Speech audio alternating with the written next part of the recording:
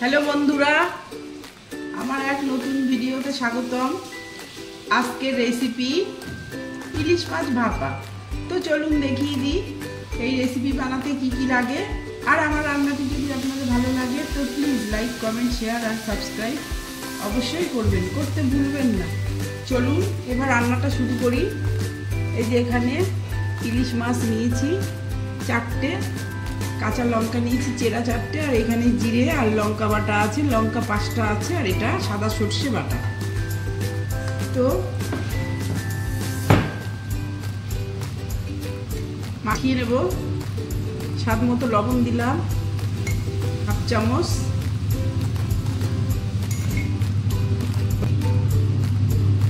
এক চামচ,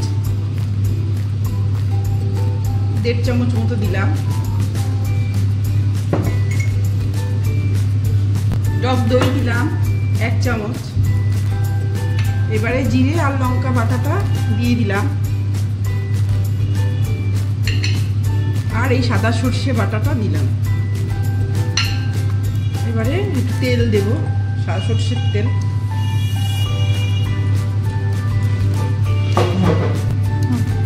এবারে এটা মাখানো হয়ে গেছে। এবারে সরষের তেলটা দিয়ে দেব।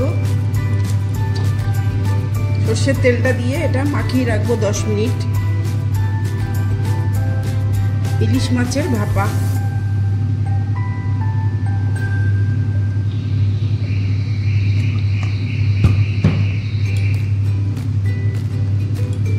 এই যে এইভাবে এটা মাখিয়ে রাখতে হবে।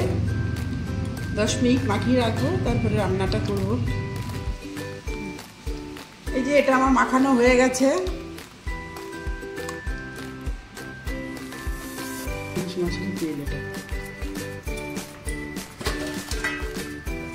ফ্রাই প্যান বসিয়ে দিয়েছি। এবারে সরষের তেল দিলাম।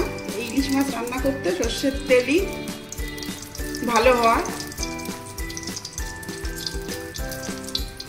এই যে সরষের তেল দিয়ে দিলাম।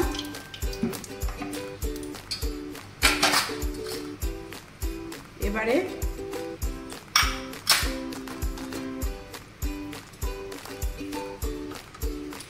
জিরে আর একটু কালো জিরে দিলাম।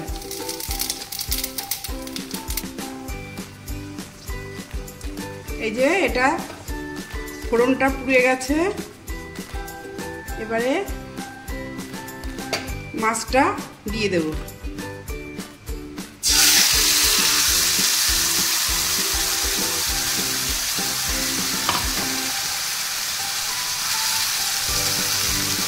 এই যে এইভাবে ভাপা করলে দারুণ খেতে হয়।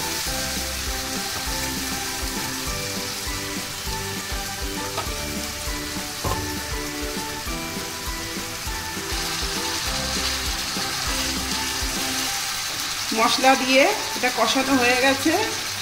এবারে এই বাটিটা ধুয়ে জল দিয়ে দিই।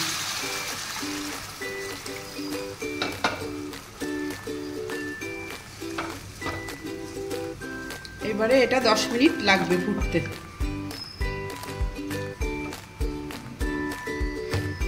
কাঁচা লঙ্কা 4টে দিয়ে দিলাম।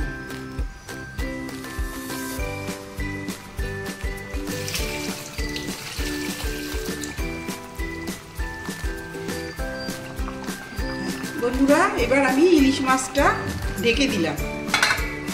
10 মিনিট বাদে আবার দেখাচ্ছি।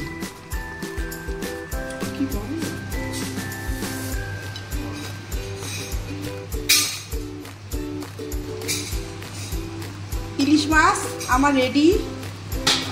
এই যে হয়ে গেছে রান্না। এবার আমি এটা নামিয়ে নেব। এই যে এটা রেডি।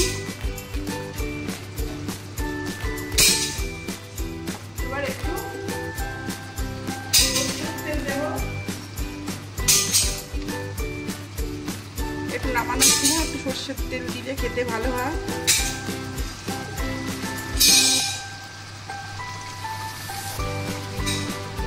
হয়ে গেছে, এটা আমি নামিয়ে নিচ্ছি।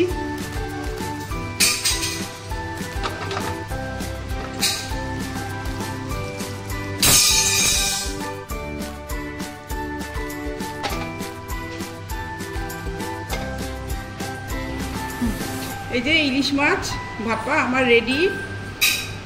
এবার নামিয়ে নিলাম। এই যে রান্না আমার রেডি, এবার সার্ভ করলেই হয়ে যায়।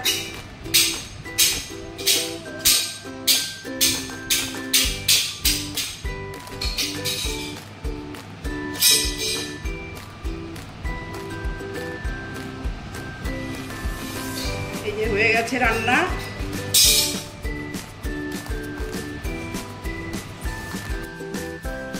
হ্যালো বন্ধুরা, আমার এই ইলিশ মাছ ভাপা এটা বরিশালের রান্না। তো আপনারা এইভাবে বাড়িতে করে খেয়ে অবশ্যই দেখবেন, আর আমার রান্নাটি কেমন হলো সেটাও বলবেন, কমেন্টে জানাবেন। আর আমার রান্নাটি যদি আপনাদের ভালো লাগে তো লাইক, কমেন্ট, শেয়ার, সাবস্ক্রাইব অবশ্যই করবেন, করতে ভুলবেন না।